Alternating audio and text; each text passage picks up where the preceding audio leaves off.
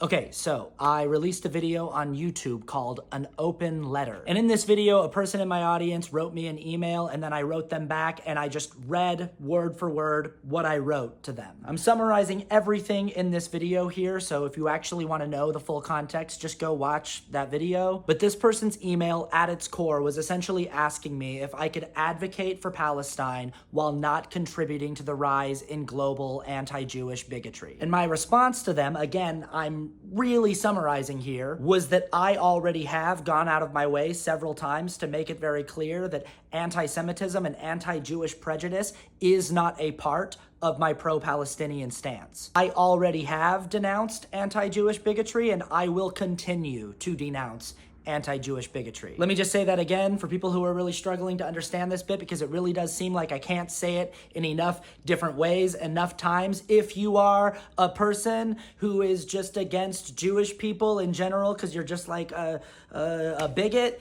I don't like you. I don't like that. You're not friends with me. We're not friends. I don't like that. Denounced.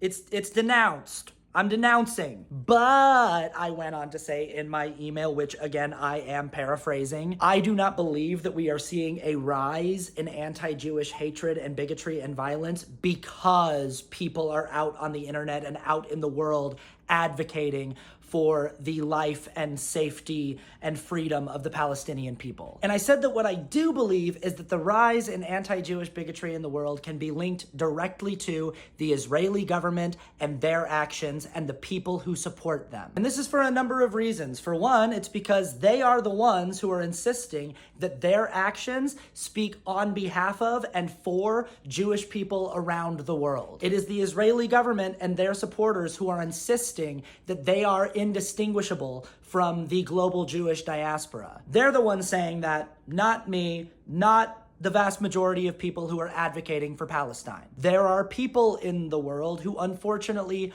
are just super anti-Semitic and who carry anti-Jewish hatred in their hearts. They just are that way. I really wish they weren't. I think those people suck. As I've already stated earlier in this video, they suck. Denounced. Their hatred for Jewish people already exists, and the genocide in Gaza just gives them an excuse to amplify that hatred. And I absolutely have sincere compassion and empathy for my Jewish friends who are on the receiving end of that hatred and bigotry. And I said all this in the YouTube video that I'm trying to paraphrase, and most of the people in the comments seemed to understand what I was saying and agree with it.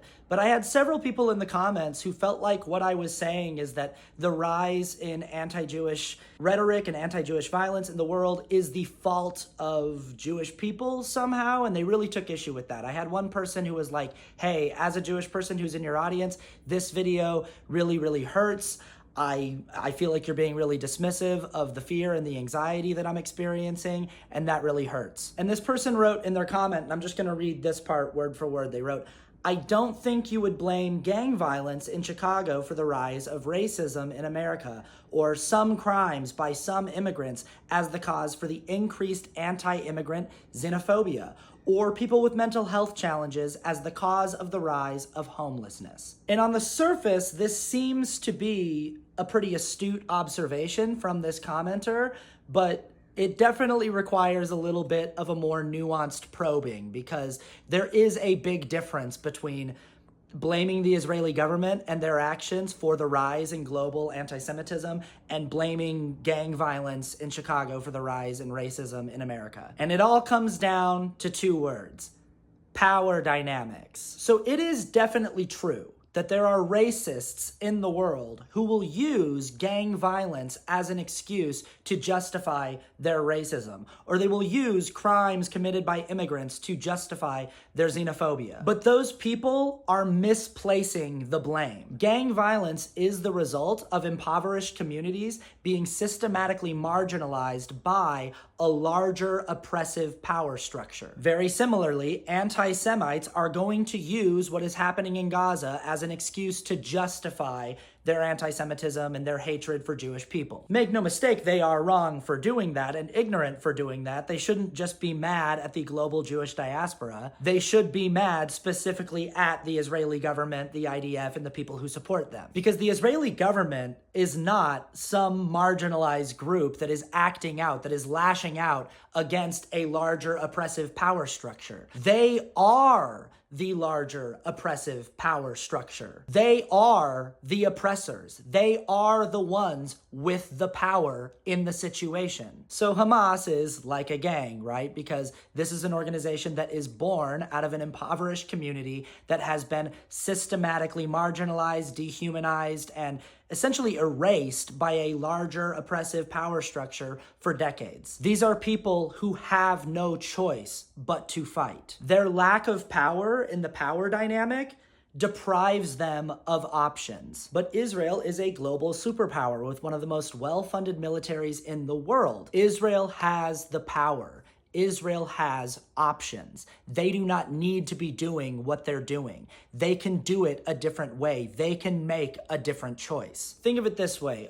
Let's say that a trans person somewhere in the world commits a pretty violent crime, and then transphobes the world over use that violent crime as a justification to amplify their pre-existing transphobia and trans hatred. Again, the bigots in this scenario are misplacing their hatred and misplacing the blame. That person is pushing back against an oppressive power structure that is making them feel like they can't breathe and like they have no options and like they have to fight for their very survival. It would not make sense to then blame that person for the rise in transphobic rhetoric in the world. It would make more sense to blame the power structure that made that person feel like that was the only option they had. However, let's pretend there's a hypothetical country where the entire government is made up of trans people and where the entire military is almost entirely made up of trans people. Let's say this is one of the most wealthy countries in the world, one of the most well-funded countries in the world, and they have a massively powerful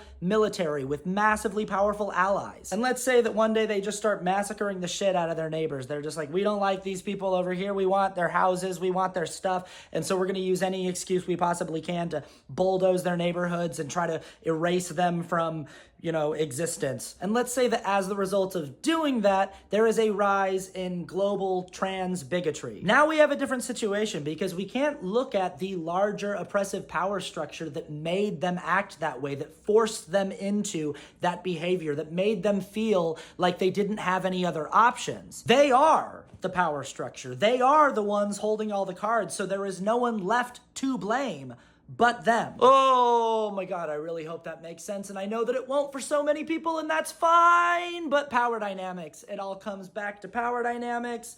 Oh God, I'm not looking forward to the comments. I'm not gonna look. I probably will, but I'm gonna try not to. Okay, bye.